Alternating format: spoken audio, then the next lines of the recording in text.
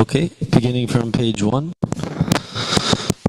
Om Jnanatirandasya Jnananjana Shalakaya Chakshurum Militam Yena Tasmai Shri Gurave Namaha Shri Chaitanya Manobhishtam Sthapitam Yena Bhutale Swayam Rupa Kadamayam Dadati Parantikam Vandeham Shri Guru Shri Yuta Parakamalang Shri Gurun Vaishnavamscha Shri Rupam Sagrajatam Sahagana Raghunathanvitam Tam Sajivam Sadvaitam Savadhutam Parijana Sahitam Krishna Chaitanya Devam Shri Radha Krishna Padan Sahagana Lalita Shri Vishakandvitamscha He Krishna Karuna Sindhu Dina Bandhu Jagatpate Gopesha Gopika Kanta Radha Kanta Namostute Tapta Kanchana Gaurangi Radhe Vrindavaneshwari Vrishabhanu Sute Devi Pranamami Hari Priye Vancha Kalpatarubhyascha Kripa Sindhubhyevacha Patitanam Bhavanebhyo Vaishnavebhyo Namo Namaha Shri Krishna Chaitanya Prabhu Nityananda Shri Advaita Gadadhar Shivasadi Gaura Bhakta Vrinda Hare Krishna Krishna Krishna Hare Hare Hare Rama Rama Rama Hare Hare. So beginning on chapter 15, text number 1. We'll be reading until text number 10. In the large book, this is on page 693. Thank you for the screen as well.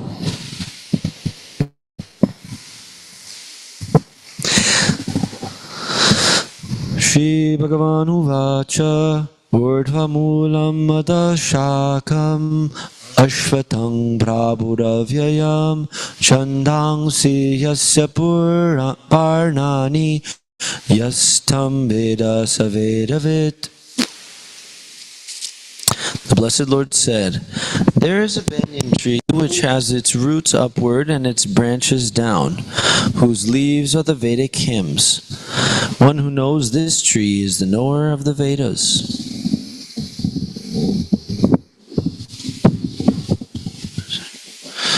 Text 2.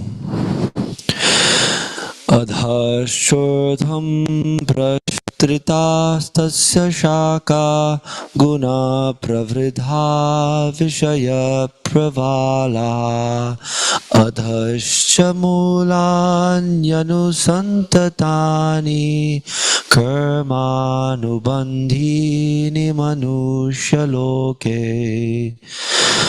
The branches of this tree extend downward and upward, nourished by the three modes of material nature. The twigs are the objects of the senses. This tree also has roots going down, and these are bound to the fruitive actions of human society. Text 3 and 4. Narupamasya tato palabhyate nanto nachadir nacha sampratishta ashvathang enang suvridu rudhamulam asanga shastrena dridhena chitva Trata padam tat parimargitavyam yasmin gatana nivartanti bhuya tam eva chadyang purushang prapadye yata pravriti prasrita purani. The real form of this tree cannot be perceived in this world. No one can understand where it ends, where it begins, or where its foundation is. But with determination, one must cut down this tree with the weapon of detachment. So doing, one must seek that place from which, having once gone, one never returns. And there, surrender to that Supreme Personality of Godhead, from whom everything has begun, and in whom everything is abiding since time immemorial. Text 5. Nirmana moha jita sanga dosha adhyatma nitya vinnivirdita kama dhandvar vimukta sukha dukkha samgyar gacchantya padamavyayam tat.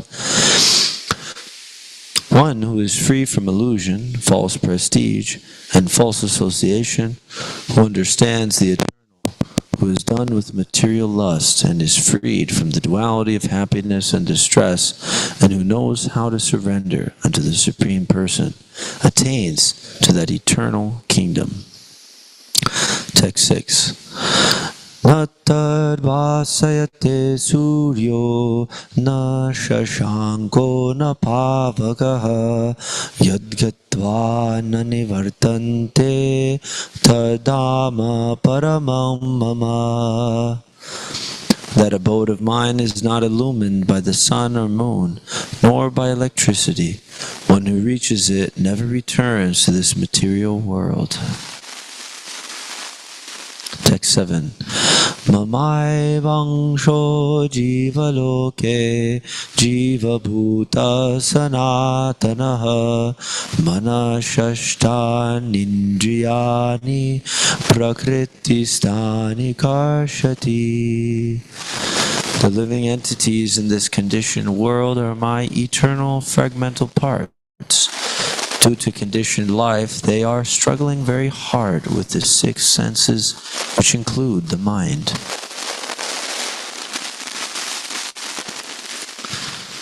Text number 8. Shariram yadavapnoti achapyutkramamiti grihit Vaitani sangyati vayurgandhani vashayat. The living entity in the material world carries his different conceptions of life from one body to another as the air carries aromas. Text 9. Shrotram chakshusparshanam cha rasanam grahanam evacha adhishtaya manashchayam vishayan upasevate. The living entity, thus taking another gross body, obtains a certain type of ear, tongue, and nose, and sense of touch, which are grouped about the mind. He thus enjoys a particular set of sense objects. Utkramantam stitang vapi bhunjanam vagunanvitam vimudhananupashyanti pashyanti jnana chakshushaha. The foolish cannot understand how a living entity can quit his body, nor can they understand what sort of body he enjoys under the spell of the modes of nature. But one whose eyes are trained in knowledge can see all this.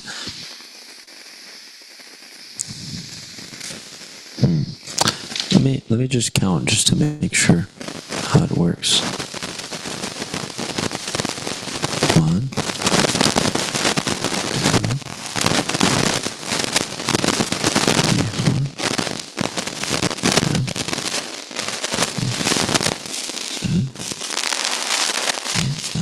10. Okay, so it makes sense when it starts on text 1. We'll go to text 11. Yatanto yoginaschainam pashyantyatmanavastitam yatanto kriptatmano nainam pashyantya yeschatasataha. The endeavoring transcendentalist who is situated in self-realization can see all this clearly, but those who are not situated in self-realization cannot see what is taking place, though they may try to.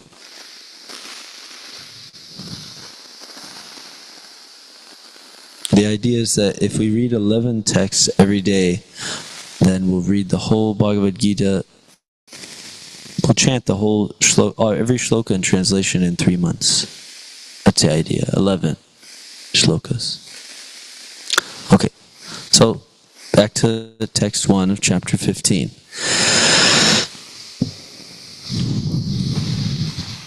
So the translation reads, the Blessed Lord said, there is a banyan tree which has its roots upward and its branches down, and whose leaves are the Vedic hymns.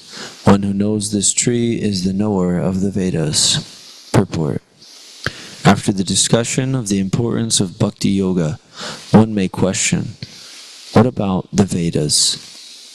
It is explained in this chapter that the purpose of Vedic study is to understand Krishna. Therefore, one who is in Krishna consciousness, who is engaged in devotional service, already knows the Vedas. The entanglement of this material world is compared to a banyan tree. For one who is engaged in fruitive activities, there is no end to the banyan tree. He wanders from one branch to another, to another, to another. The tree of this material world has no end, and for one who is attached to this tree, there is no possibility of liberation. The Vedic hymns, meant for elevating oneself, are called the leaves of this tree. This tree's roots grow upward because they begin from where Brahma is located, the topmost planet of this universe. If one can understand this indestructible tree of illusion, then one can get out of it. This process of extrication should be understood. In the previous chapters, it has been explained that there are many processes by which to get out of the material entanglement. And up to the 13th chapter, we have seen that devotional service to the Supreme Lord is the best way.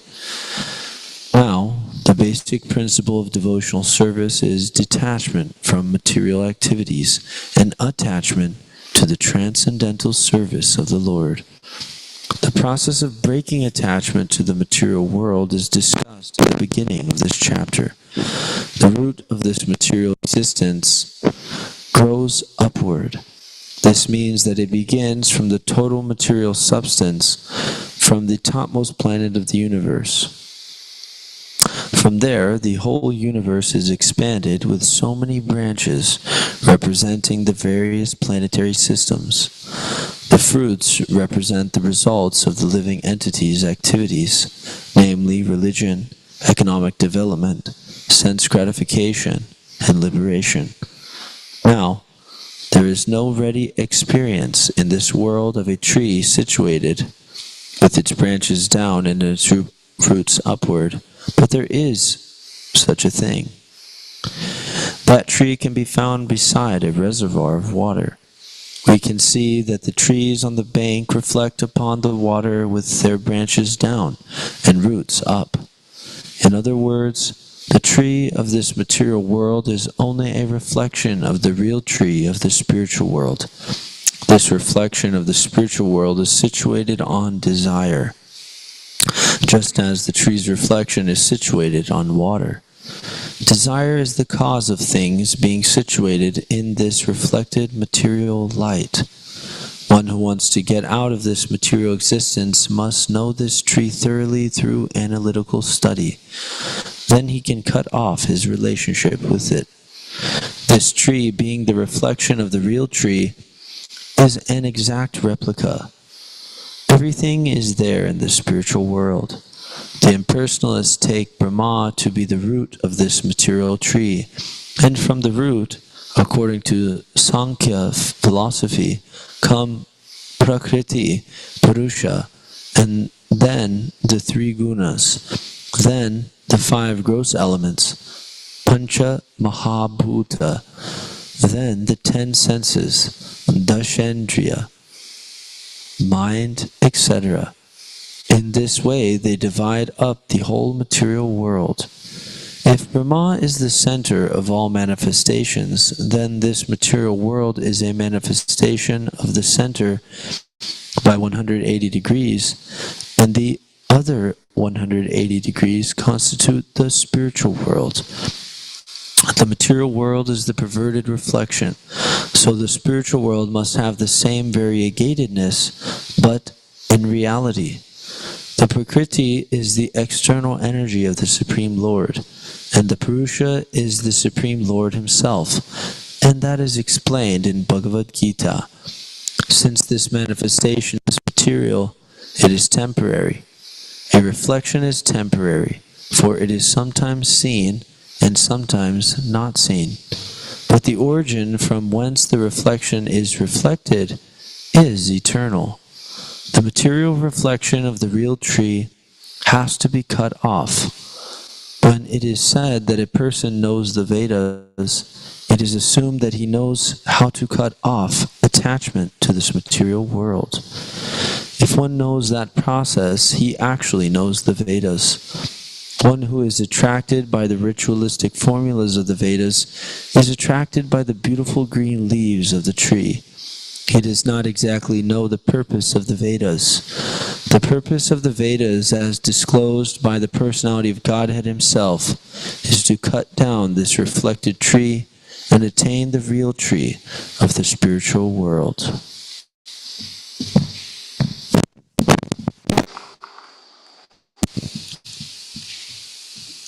Does anybody remember a pastime from Krishna book that has to do with this? You can There's one where it specifically talks about this, where the Krishna and Balaram and his friends were playing together, and it was understood that Krishna's friends were quite hungry. So they addressed Krishna and Balaram to solve their problem for them. And Krishna advised them that they should go to the Brahmanas and they should ask for some preparations that were being made as part of their Vedic sacrifices. And Prabhupada describes there that according to the rituals which are given, at a certain point in the ritual, Vaishnavas can take that as a prasad. And after that point, it's no longer acceptable for the Vaishnavas to take part in it. So they were involved in, these Vedic rituals, which include, worship of demigods and different things like that. Though it should be understood that primarily if you do these yagyas according to the Vedas, then Lord Vishnu is always worshipped there in the form of Shalagram Shila, or the Yagya Purusha, or the Yagyeshwar, the master of sacrifice. So there's a certain point when Vaishnavas can take part. So Krishna said, you better go there now and ask them, at this specific time during their sacrifice, we can eat that. Because they're all Vaishnavas in Vraj. So they're all followers of Lord Vishnu. And that's also exhibited that when baby Krishna sometimes would get in trouble with demons and things like that, apparently trouble, then all the gopi mothers would, pray to Lord Vishnu for his protection, and they will apply tilak on his body and protect him with mantras, with the holy names of Lord Vishnu and like that. So they were Vaishnavas, and So anyway, Krishna instructed his friends at that time, and he said, better ask for the sacrifice and then ask for the food in the name of Balaram. Anyway, if you ask for me, then he had some reason, something nice to say about it. Anyway, the point I'm trying to make is that what is the point of all these Vedic sacrifices? It's to have an association and service of Krishna and Balaram. That's the whole point. Right? So what is the real reality is here we're in this material world, and part of this material world is by Krishna's mercy is the way to get out of it.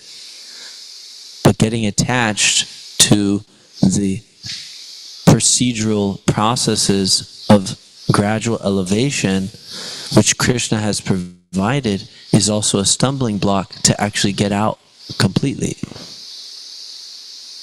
Right?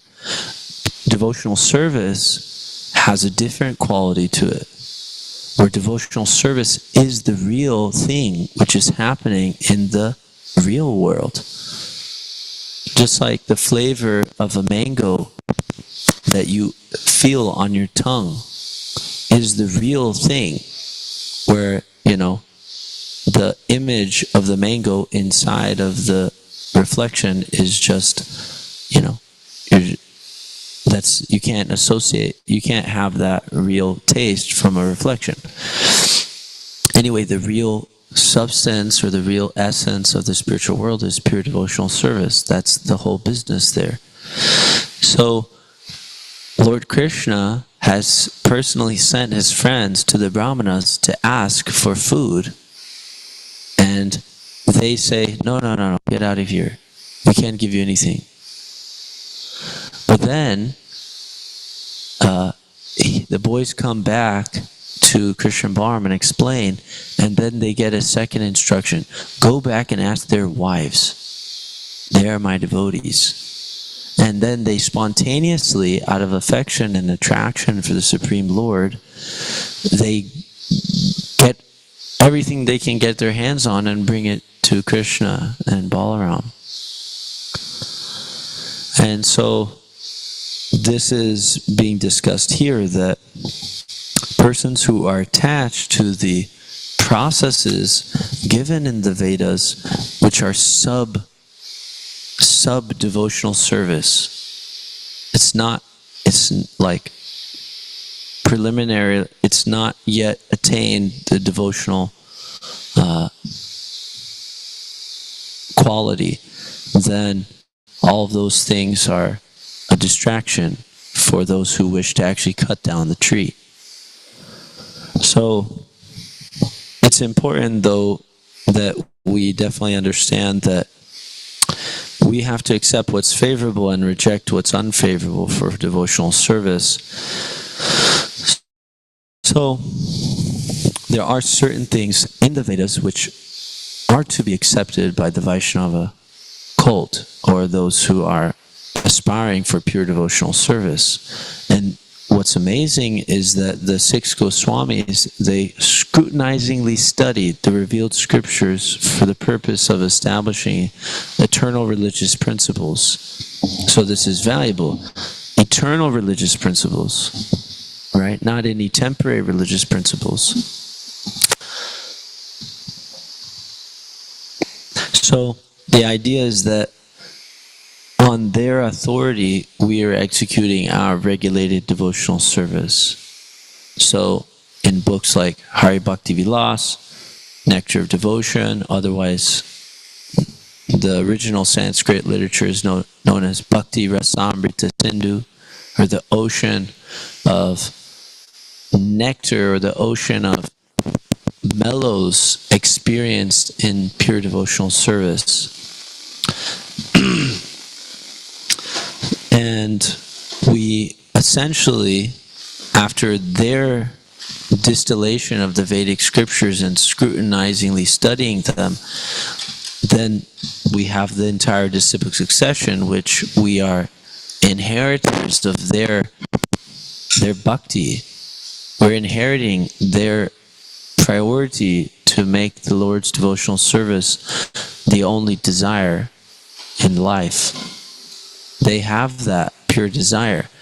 And actually, we were reading a little bit earlier in the Science of Self-Realization that there are different levels of liberation, and there is one which is called Sayujya, which is impersonalistic liberation, or merging into the existence or the Brahman effulgence of the Lord. Basically, to become one with God and lose one's individual identity. That one is never desired by the devotees, or never accepted by the devotees. Actually, that's hellish. Because if I don't exist as an individual, how can I render service? Right? Love is a two-way street. How can I actually serve myself? You know? How can I actually love, right? Or exchange some rasa, some mellow, like as a singularity, or monistically. It's interesting because in modern society we always hear stuff like that. Love yourself.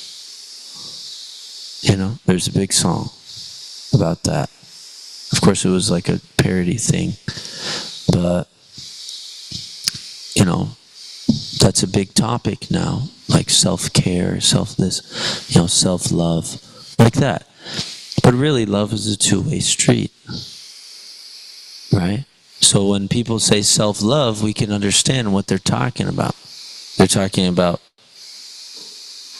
loving their mind or body, which means more or less,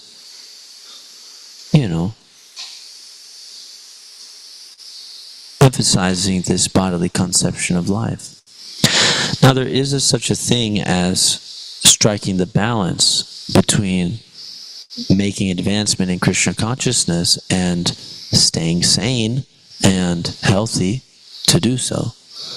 And that's actually recommended by the acharyas, to accept what's favorable. So for some, right, like ourselves, at least for this evening, we're here and we're accepting this particular environment for the development of our Krishna consciousness. And, it goes on, and Krishna guides. And that's a big point, is that we have to have faith that if we keep our eyes set on the prize of pure devotional service, right, then He will carry what I lack and preserve what I have. This is really important. Faith. Krishna says it himself, that He will make sure that you don't lose your balance. He says also, I will give you the intelligence. Right? I will give you the intelligence by which to come to me. So, that intelligence oftentimes comes through the chain of disciplic succession from Guru, Sadhu, and Shastra. Right? So the devotee who is practicing, he usually decides that, okay, my intelligence, according to the Bhagavad Gita, according to Krishna, is the sitting place of lust. And I have so many attachments to this tree, right? I'm attached all up and down this tree, And what is that? I have to desire to get out of it. So the beginning of pure devotional service is hearing from persons who are liberated persons. And this is actually the most important tool in our devotional life, is to hear submissively from realized souls. Now, it was discussed with Ramananda Roy and Lord Chaitanya, and they came to this conclusion that whoever it is, just start hearing from the bona fide spiritual master. And who is the bona fide spiritual master? That person is called Shrotriyam Brahmanishtam. Prabhupada would use this a lot. Shrotriyam Brahmanishtam. Shrotriyam means one who has heard in disciplic succession the authorized explanations of Krishna consciousness, right? And Brahmanishtam, and who by those explanations has become completely fixed in the spiritual platform, right? So we were hearing a little bit in the 14th chapter about how one who engages in this devotional service, who does not fall down under any circumstance, he at once transcends the modes of nature and is situated on the level of Brahman.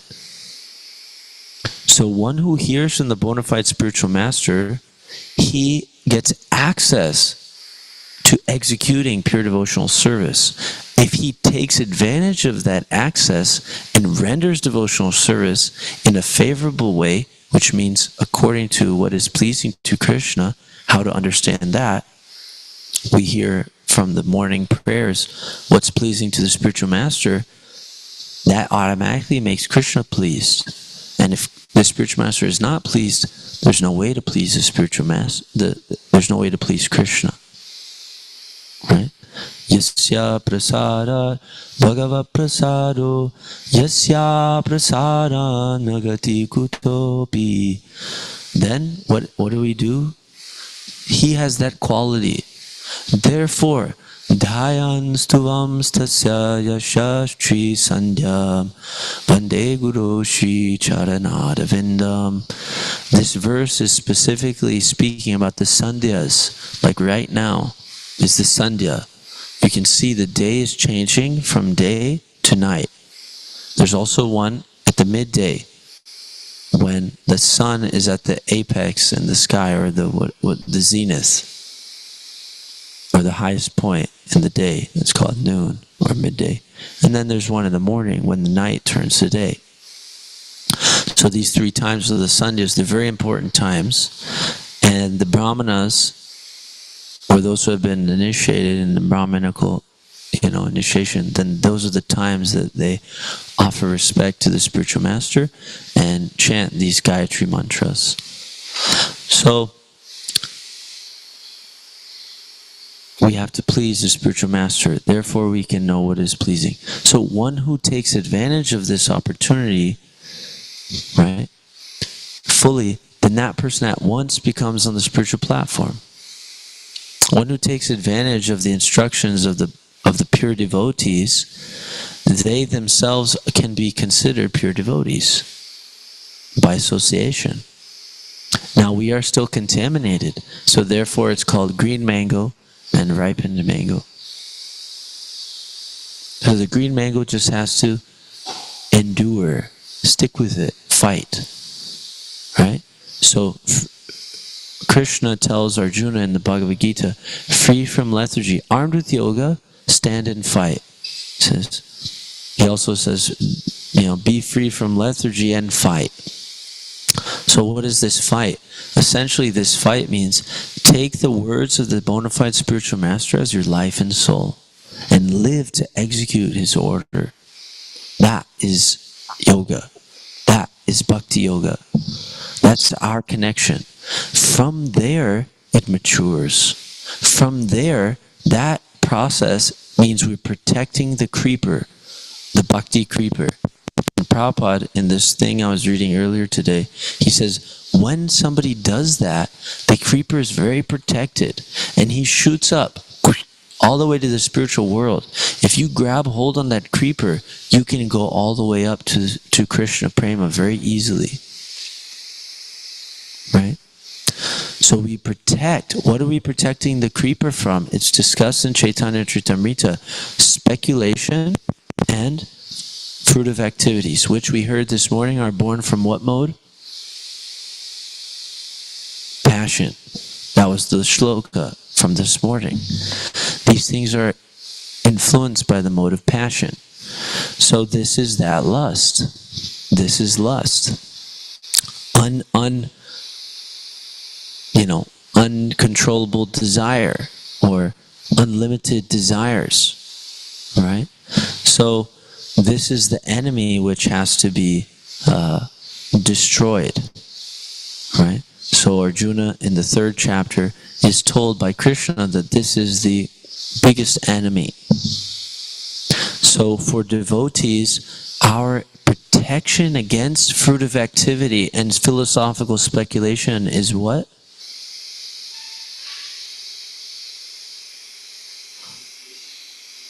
Association with devotees, and specifically following the instructions of a liberated person who's situated in pure devotional service. That's our protection, because then it's not for me.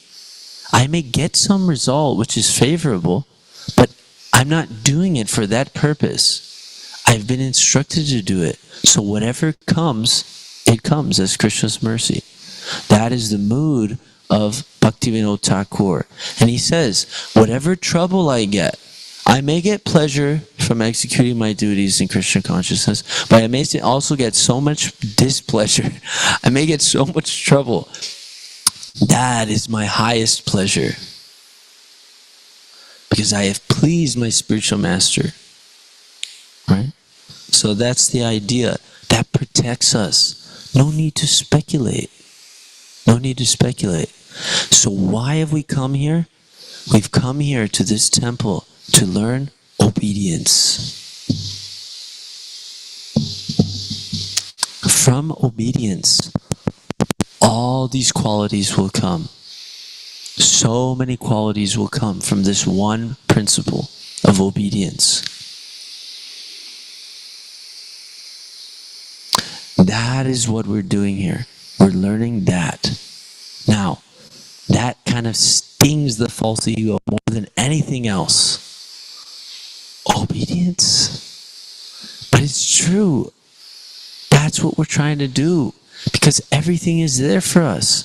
Krishna's instructions are clear as day. Become my devotee. Worship me.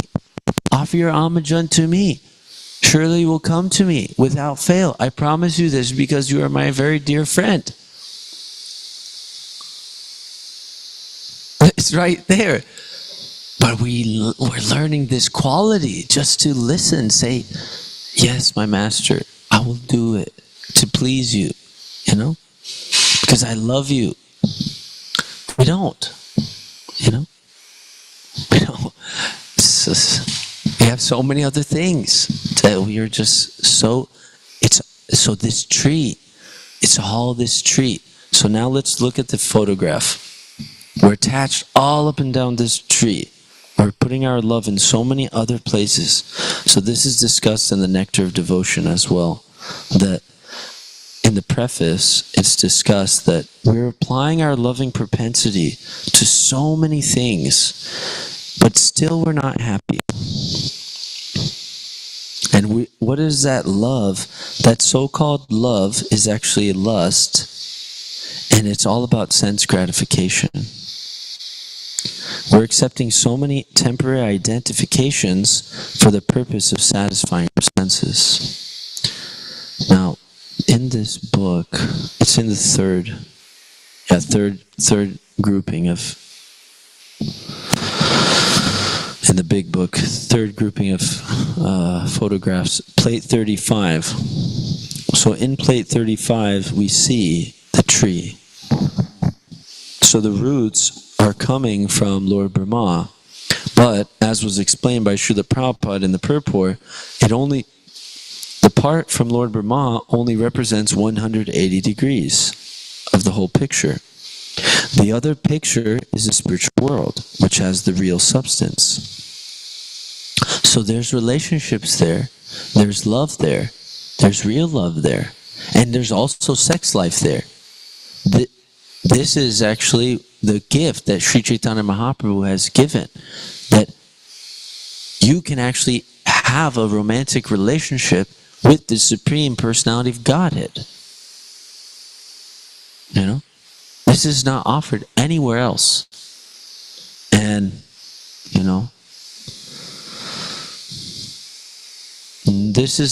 many people have a conception, yes, God is great, He is the creator of everything, yes, but to enter into a relationship, right, with that person, according to your to your real desire. Each individual soul has his eternal, factual, real identity, which is a function of his pure desire to serve Krishna spontaneously. Prabhupada was describing that Shantaras, many paintings you see, we used to have one there. We have Krishna and Balaram with so many cows. Their life, their pleasure, their bliss, their ecstasy is just to be touched by Krishna. Krishna likes to embrace them, give them hugs, and kiss them even. You know? Many people kiss animals, and they get a lot of pleasure out of it. Imagine if you were that animal getting kissed by God.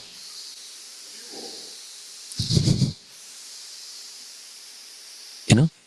That's their pure desire. It's called Shantaras, passive devotee.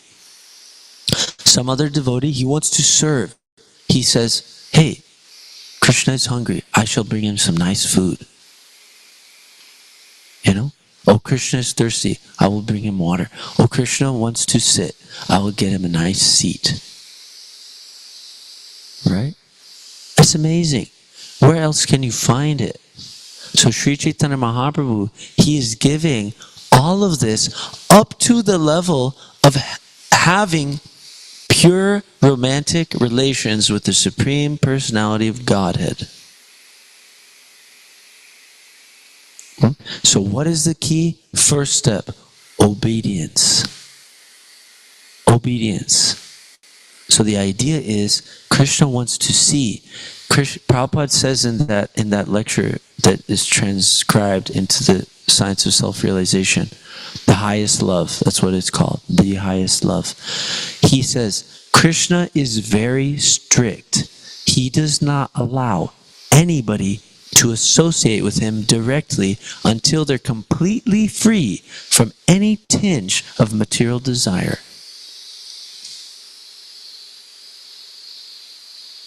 So how can you be protected from material desire?